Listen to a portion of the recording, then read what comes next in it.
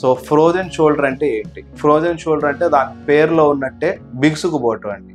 Joint అనేది tight అయిపోతూ ఉంటుంది. సో షోల్డర్ జాయింట్ టైట్ అయిపోయి నెమ్మదిగా మనకి షోల్డర్ జాయింట్ మొబిలిటీ ఏదైతే ఉందో, నార్మల్గా మనకి షోల్డర్ జాయింట్ టోటల్గా పై దాకా ఇలా పైకి లేపి కిందకి దించడం, ఇలా చుట్టూ తిరగటం 360 degrees తిరుగుతుంది. సో ఎప్పుడైతే షోల్డర్ జాయింట్ టైట్ అయిపోతుందో ఇనీషియల్గా పేషెంట్ చెయ్యి వెనక్కి అనలేకపోవటం, అలాగే రేంజ్ ఆఫ్ మూమెంట్స్ పైకి ఎత్తలేకపోవటం, ప్లస్ పెయిన్ స్టార్ట్ అవుతుందండి. సో పెయిన్ కూడా క్లాసికల్గా నైట్ టైమ్స్ పెయిన్ ఎక్కువ ఉంటుంది. ఇది మనకు ఫ్రోజన్ షోల్డర్ వస్తే ఎలా తెలుసుకోవాలి, ఏంటి సిమ్టమ్స్? సో ఫ్రోజన్ షోల్డర్ ఎందుకు వస్తుంది? ఫ్రోజన్ షోల్డర్ రీజన్ అనేది ఇప్పటిదాకా కంక్లూజివ్గా ఎక్కడ దీనివల్ల ఫ్రోజన్ షోల్డర్ వస్తుంది అనేది ఇప్పటిదాకా కనుక్కోలేదు. కానీ ఫ్రోజన్ షోల్డర్ రావడానికి రిస్క్స్, సో ఏ పేషెంట్స్లో ఫ్రోజన్ షోల్డర్ ఎక్కువ వస్తుంది అనేది అయితే ఇప్పటికీ మనకి రీసెర్చ్ ఉంది. సో ఫ్రోజన్ షోల్డర్ నార్మల్గా ఏజ్ రిలేటెడ్గా వస్తుందండి.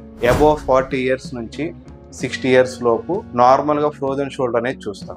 అండ్ ఇంకోటి డయాబెటీస్, అన్కంట్రోల్ డయాబెటీస్ ఉన్నా కానీ ఫ్రోజన్ షోల్డర్ అనేది వాళ్ళలో ఆల్మోస్ట్ అబోవ్ 45 years ఉన్న డయాబెటిక్స్లో వాళ్ళ లైఫ్ టైంలో ఎప్పుడో ఒకప్పుడు అబౌట్ 20% ఆఫ్ ద పాపులేషన్లో ఫ్రోజన్ షోల్డర్ అనేది ఎక్స్పీరియన్స్ చేస్తారు. అండ్ ఏదైనా ఫ్రాక్చర్స్ కానీ అవి జరిగినప్పుడు సిమెంట్ కట్లా వేసి ఎక్కువ రోజులు ఇలా కదలకుండా ఉంచడం వల్ల కూడా ఫ్రోజన్ షోల్డర్ వస్తుంది.